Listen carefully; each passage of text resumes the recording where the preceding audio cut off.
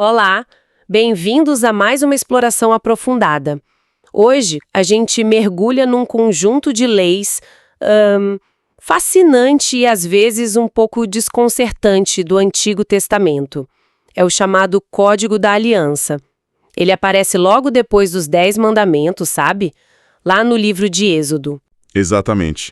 Uma sequência bem interessante. E as nossas fontes principais são os capítulos 21, 22 e 23 de Êxodo mesmo.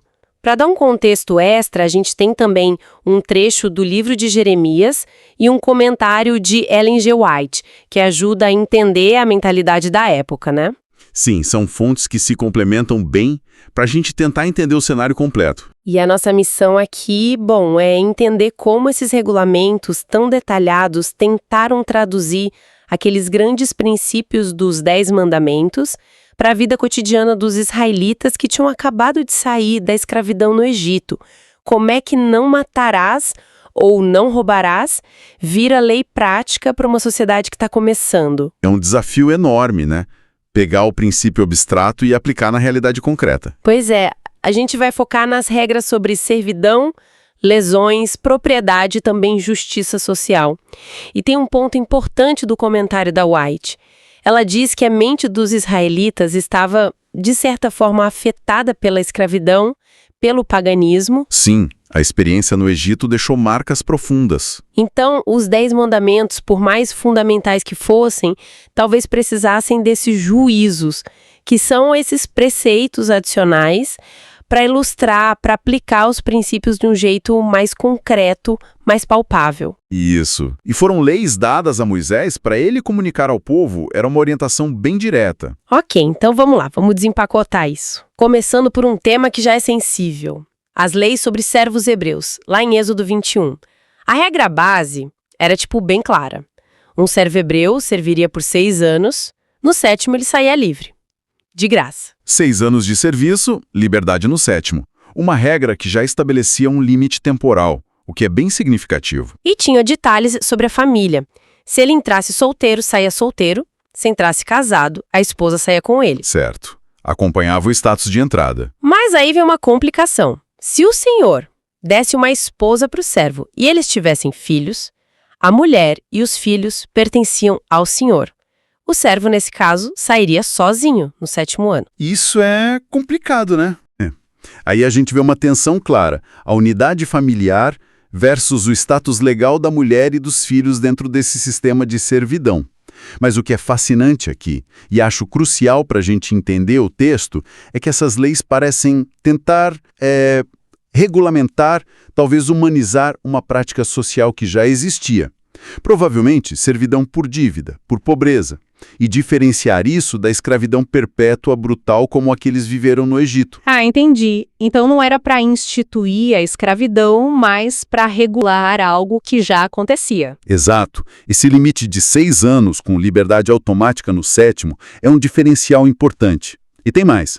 Como o Êxodo 20 já tinha dito, esses servos estavam incluídos no descanso do sábado. Verdade, o descanso semanal era para todos. Sim, um reconhecimento básico da humanidade deles, da necessidade de descanso. Não era só uma ferramenta de trabalho. E tinha também aquela opção, é curioso isso, do servo escolher não ser liberto. Se ele dissesse algo como, eu amo meu senhor, minha esposa, meus filhos, não quero sair livre, ele passava por um ritual. Um ritual bem simbólico, né? Sim. O senhor levava ele a juízes, depois na porta de casa e furava a orelha dele com uma sovela. Isso significava serviço para sempre. E por que alguém escolheria isso? O texto não diz, né? A gente pode especular. Talvez segurança, laços afetivos, medo do mundo lá fora. Pois é, fica em aberto, mas a possibilidade existia. Exatamente. E as regras para as mulheres? Se um pai vendesse a filha como serva, aí era diferente. Como assim diferente? Ela não saía automaticamente no 7º ano, como os homens servos. Era um status diferente. No entanto, e isso é notável para a época, o código trazia proteções específicas para ela. Sim, eu vi isso. Proteções importantes, né? Se ela não agradasse ao senhor que a comprou, seja para ele mesmo ou para o filho, e ele não a tomasse como esposa ou concubina, ele tinha que permitir que ela fosse resgatada, comprada de volta pela família, imagino. Isso. E ele não podia vendê-la para estrangeiros. O texto diz que isso seria agir de má fé, com dolo. Tratamento diferenciado, então. E se ela fosse destinada ao filho do senhor? Devia ser tratada como filha. Receber os direitos de uma filha. E tem um ponto que me chamou a atenção. Se o senhor tomasse outra esposa, Sim. ele não podia diminuir o sustento, as vestes ou os direitos conjugais da primeira, da serva? Exato. Uma garantia de manutenção do padrão de vida e dos direitos dela. E se ele falhasse nessas três coisas, sustento, roupa, direitos conjugais, ela saía livre? Sem custo nenhum. É uma cláusula de rescisão importante, né? Mesmo operando dentro de um sistema que hoje a gente acha inaceitável, um sistema patriarcal, estratificado, essas leis tentam colocar limites, salvaguardas legais, mostram uma tensão, sabe?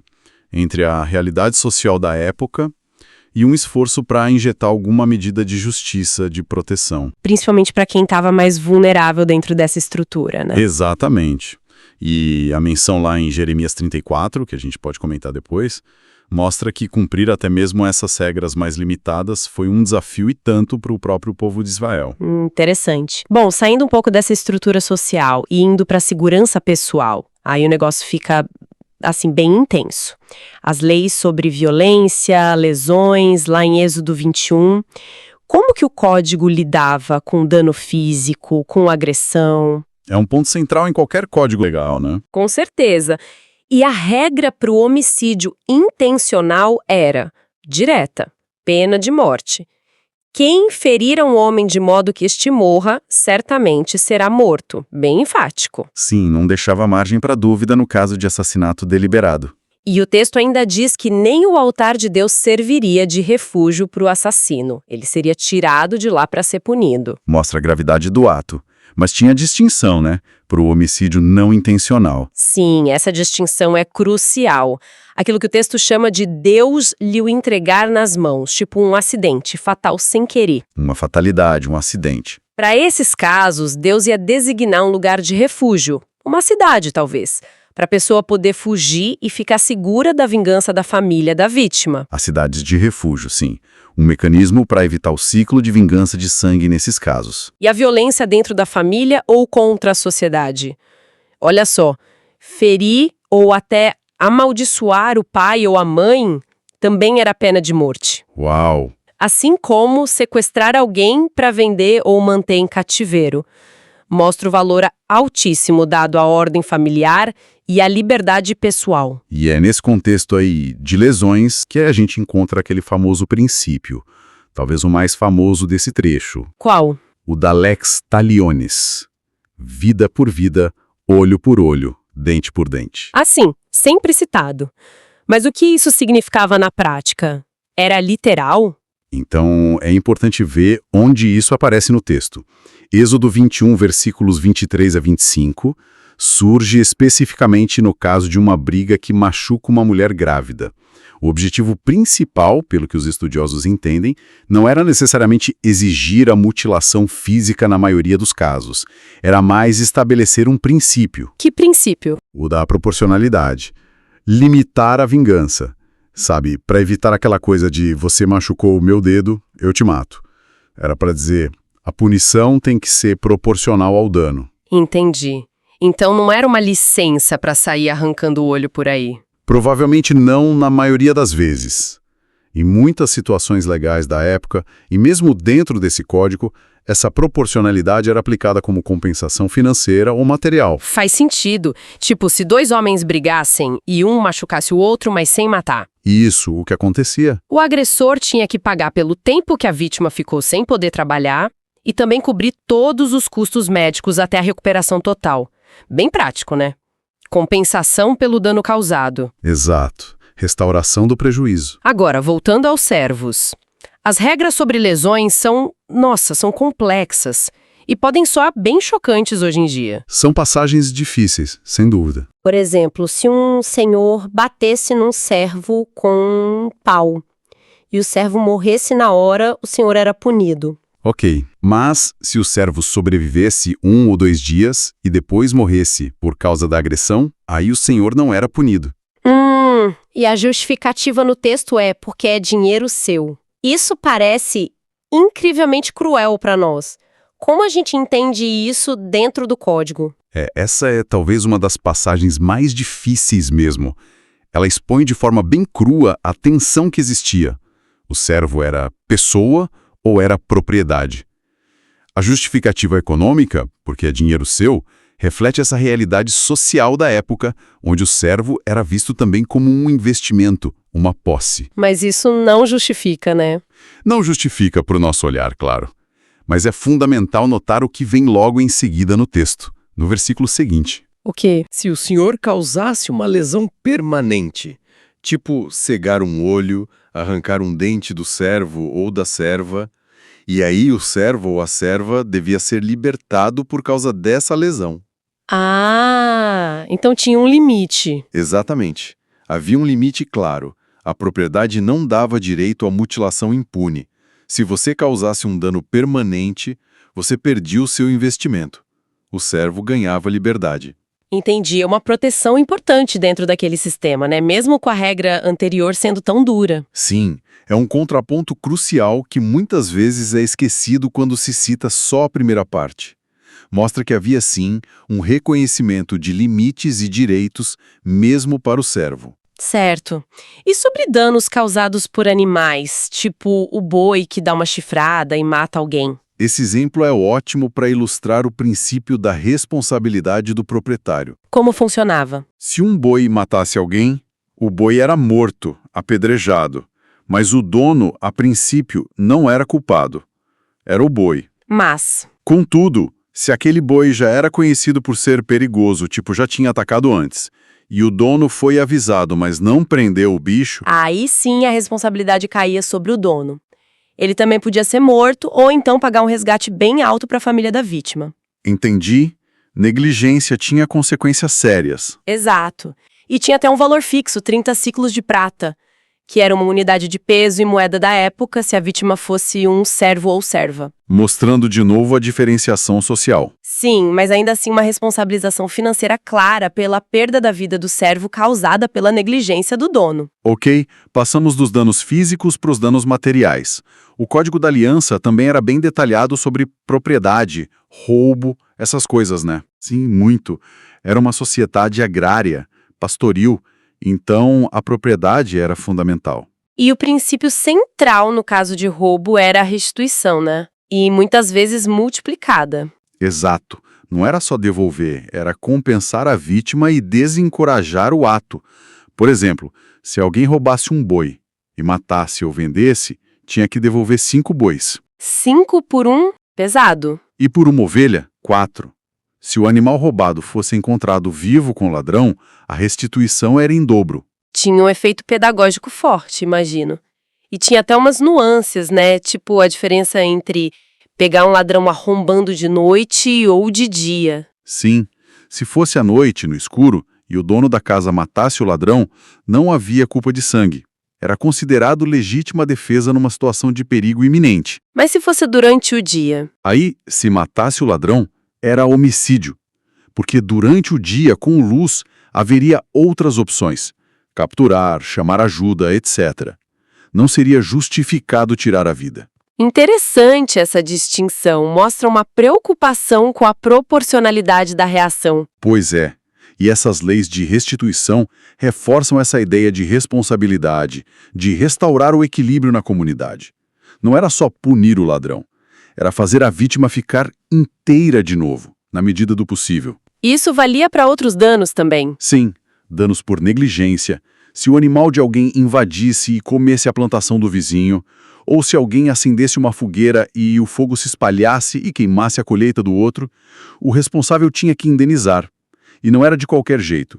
Tinha que dar o melhor do seu próprio campo ou cobrir o prejuízo causado. Nossa, bem específico. Mas sabe o que me parece talvez o aspecto mais marcante desses capítulos? Além dessas regras todas de propriedade? O quê? A forte ênfase na justiça social, na proteção dos mais vulneráveis. Isso parece ser um fio condutor muito importante ali. Sem dúvida, é um tema que volta e volta com muita força. Veja, por exemplo, a proteção aos estrangeiros que moravam entre eles. Sim, isso me chamou muito a atenção. Êxodo 22, 21. E depois de novo em 23, 9, a ordem é clara.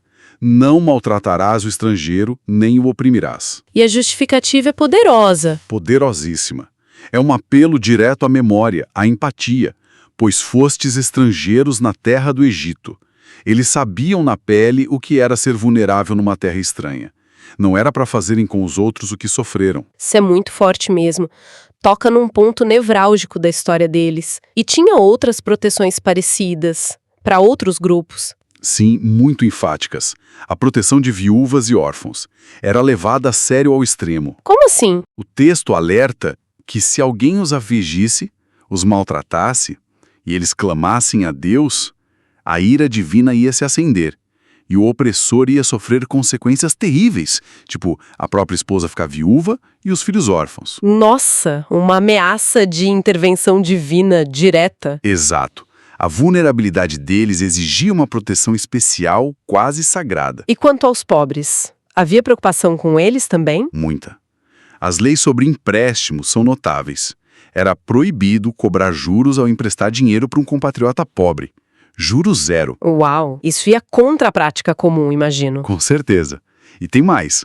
Se o manto de alguém fosse pego como penhor, como garantia do empréstimo, Sim. tinha que ser devolvido antes do pôr do sol. Por quê? Porque o texto reconhece, é a única cobertura que tem, em que se deitaria ele. Era provavelmente a única coisa que a pessoa tinha para se cobrir à noite.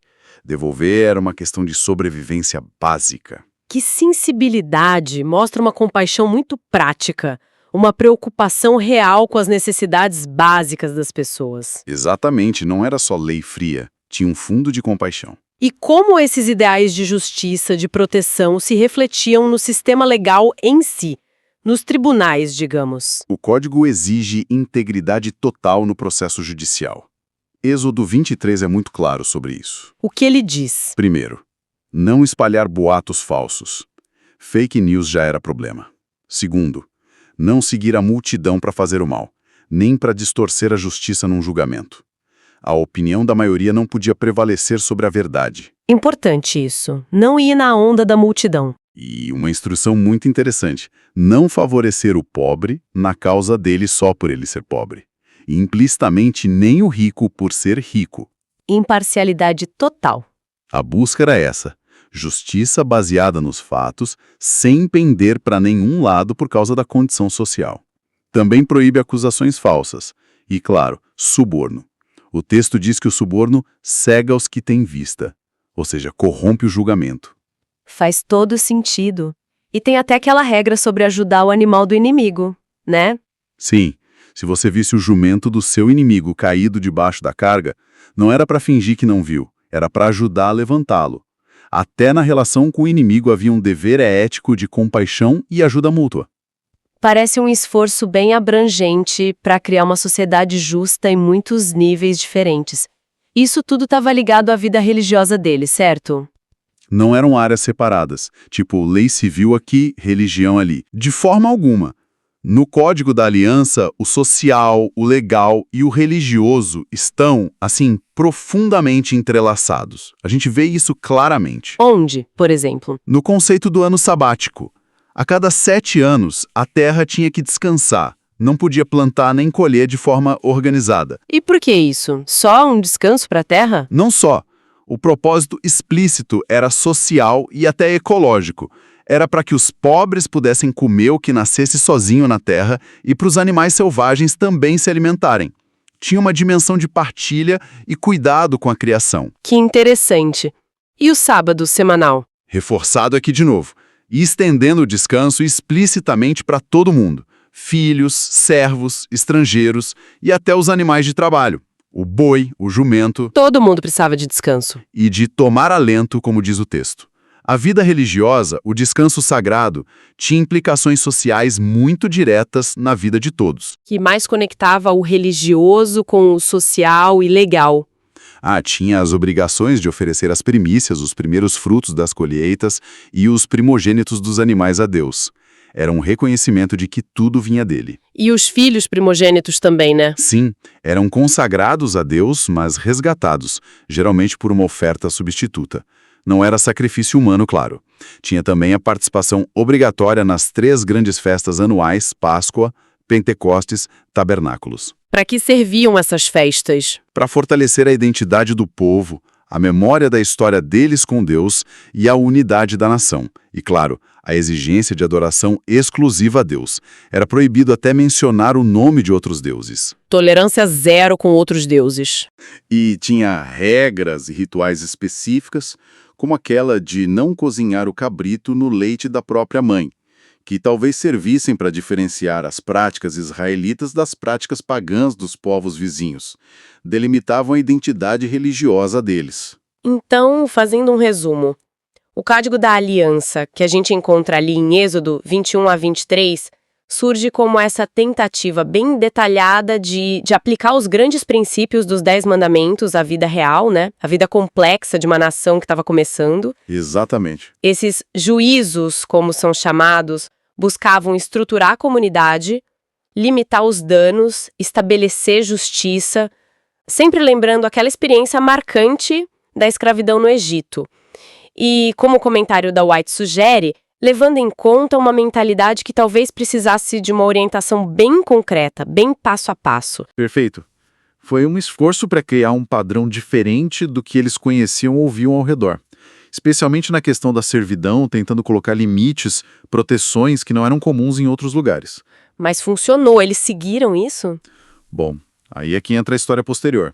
O próprio livro de Jeremias, no capítulo 34, registra uma falha grave do povo justamente nisso. Eles não cumpriram a lei de libertar os servos hebreus no 7º ano, como mandava o Código da Aliança. Ah, não cumpriram essa regra tão básica? Não. E essa falha em viver de acordo com a aliança, segundo o profeta Jeremias, trouxe consequências bem severas para eles. Mostra, a distância que muitas vezes existe entre o ideal da lei e a prática humana real. É verdade. Bom, a gente cobriu bastante coisa hoje, hein? Desde regras bem específicas sobre servos e bois perigosos. Sim, bem detalhado. Passando pela restituição de bens, chegando até naqueles princípios elevados de justiça para estrangeiros, viúvas, órfãos, pobres. E tudo isso, como você disse, entrelaçado com a prática religiosa, com o sábado, as festas. Uma visão bem integrada da vida. Vimos o esboço de uma sociedade tentando se organizar sobre uma lei que tinha essa aspiração de ser justa, de ser prática e de ser divinamente inspirada. Exato. E talvez, saber uma reflexão que a gente pode levar dessa nossa conversa, inspirada por essa análise? Qual seria? O Código da Aliança, com todas as suas particularidades culturais, históricas, que são distantes de nós, ele demonstra uma preocupação muito clara em legislar para proteger os vulneráveis dentro daquela estrutura social.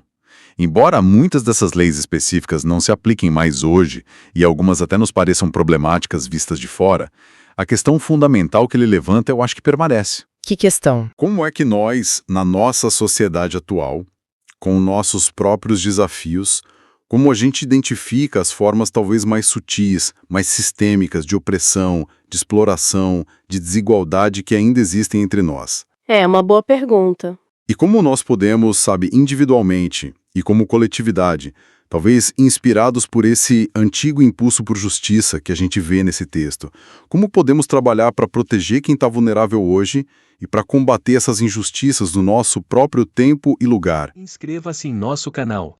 Se você gostou deste conteúdo, compartilhe com outras pessoas. Inscreva-se agora e fique por dentro das últimas novidades.